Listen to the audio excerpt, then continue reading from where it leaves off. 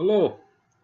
We all want to have meaning in our lives. We want our time here on earth to mean something and to be productive and something we can look at and say that was worthwhile.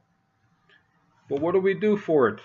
I mean, some of us we might think life is to be entertained. Life is to have fun. I could go to Disneyland. I could go to the movies. I could do lots of things and enjoy life. And that's what it's all about. But at the end, there's nothing productive. There's nothing that I can show for it. It's like if I took a bucket of gasoline, put it out into an open field and lit it on fire. A lot of excitement, a lot of thrills, a lot of heat, a lot of energy. Wow. But after it's done, there's nothing to show for it. It's like it never even happened. Do I want that to be what my life is about? The space shuttle. We're hearing about today is the anniversary of the Challenger disaster.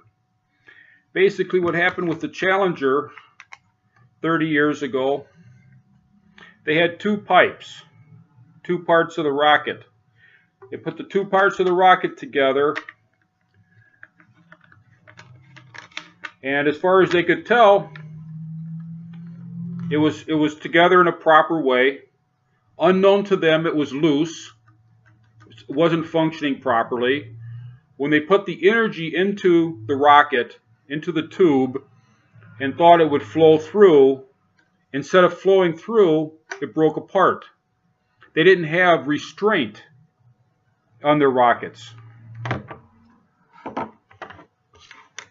Noah. There's a midrash that Noah, well, we know that he paid a lot of attention to the animals and he learned a lot from them. He noticed that the ox had a tremendous amount of power. But the ox wasn't doing anything with all of its power. It would just, what do oxes do? They don't do anything. They just walk around an open field, and so that's all lost power. What Noah did was he took the ox, he put a restraint on it, he harnessed the restraint to pull a plow, thus revolutionizing the farming industry of his time. It would be, if we take restraint, it would be like taking an O-ring. We all know that from this Challenger. You put the O-ring on properly,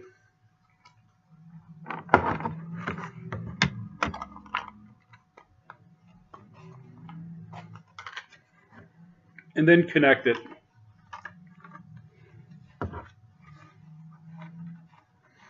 The O-ring creates restraint. Now it's a tight connection. It doesn't fall apart. When the energy goes into it, it flows through and accomplishes things.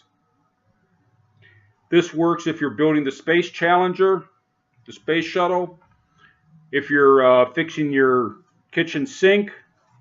It's a universal concept for life. You can take the gasoline, instead of pouring it out in an open field, you put it into a car.